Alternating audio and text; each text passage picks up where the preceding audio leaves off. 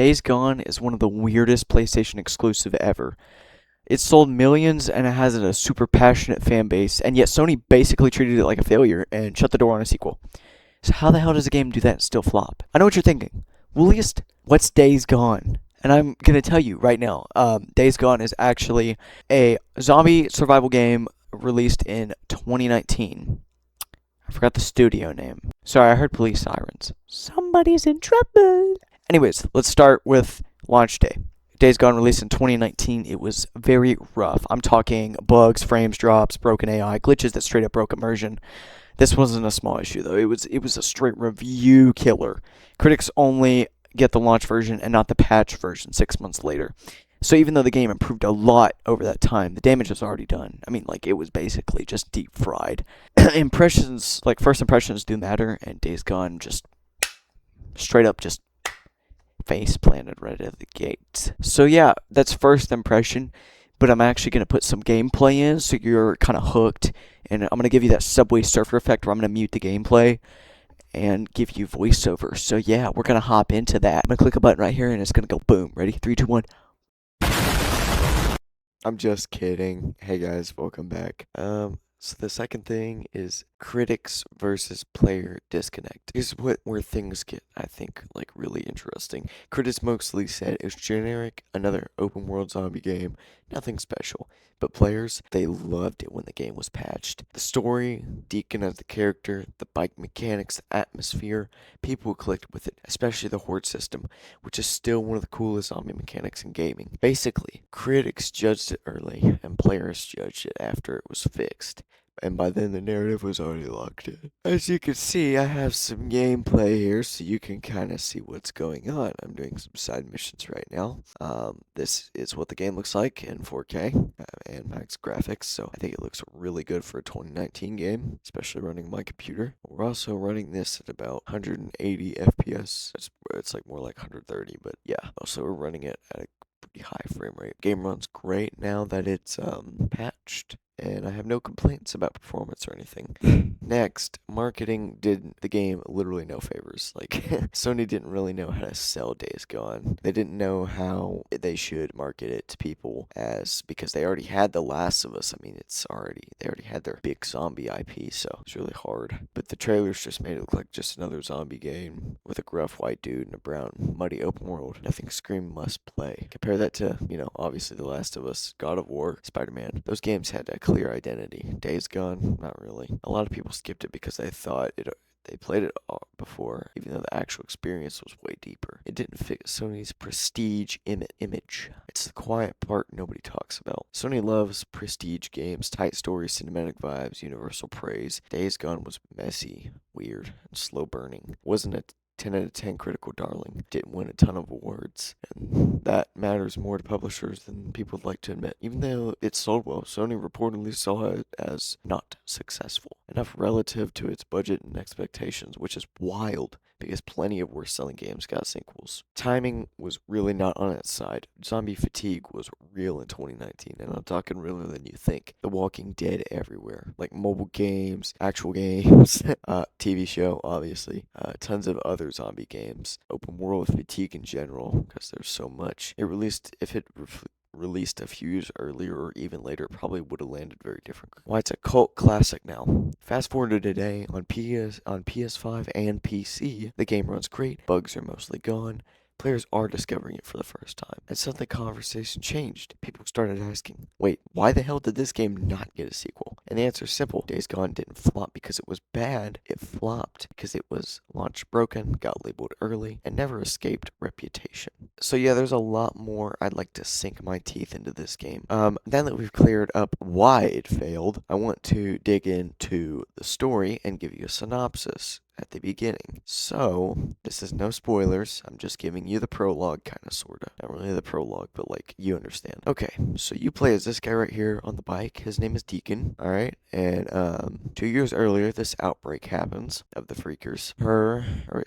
His wife gets injured, and you decide to put her on a chopper going to a camp for her to get help because she's injured, obviously. And then you put her on that chopper, right? You give her a ring. Say you want to see her again, and you want this back, right? You tell her that you can't go, even though you can. You can't go because your buddy Booze could not make it by himself. And you're kind of sort of right, but also kind of not. I feel like, well, I don't know if Booze could really make it, but you stay with Booze, which is a somewhat okay idea, I guess. That's like the most. Actually, no, that's okay. You decide to stay with Booze, which is the most absolute bros versus hoes moment right there. He was like, I could have gone with the hus, but would have left one way to die. I can't let that slide. And ends up his wife is dead. So he's not very happy about that, but he still survives and he decides to keep on living. I don't know why, but yeah, he does. So that's the story synopsis. And yeah, move on to the next bit. Alright, so taking where I left off, people and the critics, didn't like Deacon St. John. Yes, that's his full name. He wasn't likable enough at first. He's angry, bitter, sarcastic, constantly muttering to himself like a man who hasn't slept in 6 years. And for some people, that was a turnoff. But here's the thing, that's the point. Deacon isn't Joel. He wasn't designed to be Joel. He isn't a clean, heroic lead. He's a broken dude in a broken world. I think this is how any human would obviously act. The problem is the game takes too long to show that growth, so many players and reviewers never stuck around long enough to see it pay off. The slow start hurt retention. This game starts pretty slow. I mean, it doesn't introduce literally everything in the 5 minutes you get. It takes about an hour for you to actually get into the main story, or like at least not the main story. At least be able to have some footing, who the characters are, what are you doing, sink your teeth into it, right? Okay. The first several hours are, to be real, fetch quests, small zombie encounters, a lot of bike management. Remember that. The hordes, the thing everyone remembers, don't really show up until way later. So people quit before the game showed its best cards. In the game, front-loaded one massive horde early on, public opinion might have flipped instantly. A technical ambition bit back then back. Ironically, the thing that made Days Gone special also broke it. The horde tech was insane for 2019 and had a hard time running on the PS4 and a little bit too hard. There was hundreds of zombies all active at once with dynamic movement, which even is straight up crazy in today.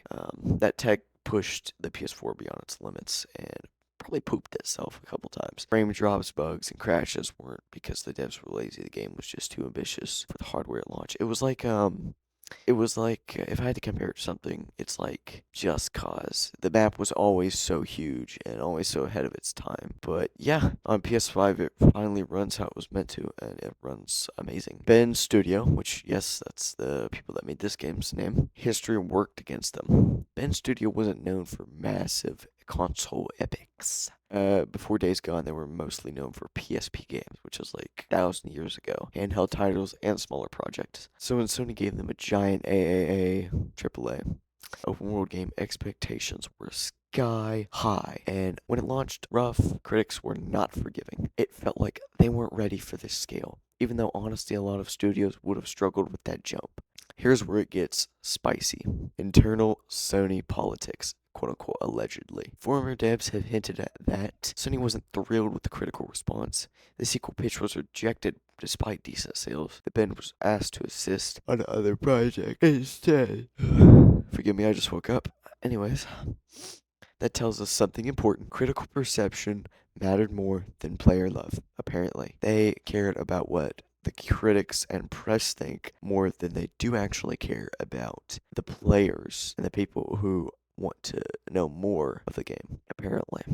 The PC release proved everyone wrong. Oh boy, did it. When Days Gone hit PC, reviews went up, performance issues disappeared because you're playing on something that's 20 times more powerful than a PS4, so you're not going to have problems as you did. Word of mouth exploded, and people finally played the game as intended, and suddenly Steam reviews were mostly positive. YouTube essays, probably like this one, popped off. A cult classic label was born. The irony? The success came too late for Sony's the success came too late to Sony's decision. It's crazy, isn't it? Why, a sequel would have honestly probably fixed everything. Days Gone 2 could have fixed pacing, improved Deacon's early characterization, delivered hordes earlier, built on one of the coolest zombie systems ever. The foundation was there. Sony just didn't want to take the risk, even though sometimes the risk, you have to take that leap of faith. If you don't, you're gonna drown. It's literally straight up like that's even crazy. That's insane to think Sony just did not want to make this a sequel. They have DLC for it though. There is DLC. Days Gone didn't fail because it was bad. It failed because it wasn't perfect fast enough. That's my take here. That's what I'm getting. And it's kind of sad that I'm seeing that. It's extremely sad that Sony just didn't give this a chance. And I understand sometimes things don't work out the way you want them to. But in the end, even in the bad, there are good things. I want you to know that. I also just want to say one more thing, that Deacon feels like a real human. Like, I know he's so gritty and rough, but he actually feels like a real human. Like how a real human would react if this happened to them. They wouldn't be the superhero that you think they would be. They would be broken and distraught, trying to survive in some kind of crazy world. And I can relate to that. Any human would be absolutely lost out of their mind. That's why Deacon's character doesn't develop right away quickly, because he's still handling trauma, and that makes this game even better because he feels like a real person that you can connect with, that has emotions, that has empathy, that has compassion and care. It's kind of sad, but it really shows how a character can be built and relatable. One final thing before I close out. I just want to say this game's vibes are immaculate. This is the vibe I get when I'm riding on the bike.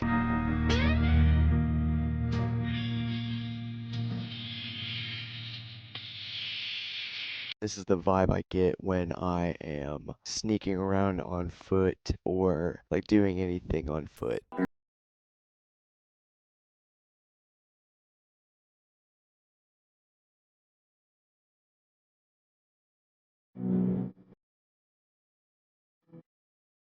Now let me tell you, when you're in a fight, boy are you in a fight. And this is what I feel when I'm in a fight. It feels really chaotic and really fun.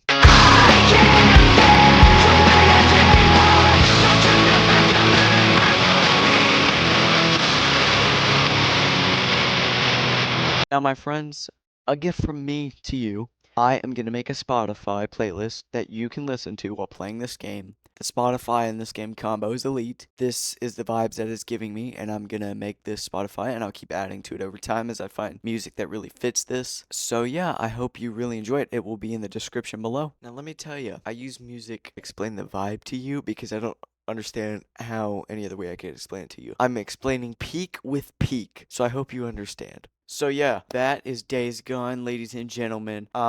If you have not played it, I really recommend playing it. Like I said, Days Gone didn't fail because it was bad. It failed because it wasn't perfect enough. And also, Sony didn't give a crap. Screw you, Sony. Make a sequel, or else we'll tweak and make our own sequel and mod the heck out of the game, which I'm pretty sure people have already done that. So yeah, Days Gone is a great game. Pick it up, play it, enjoy it. Wooliest out.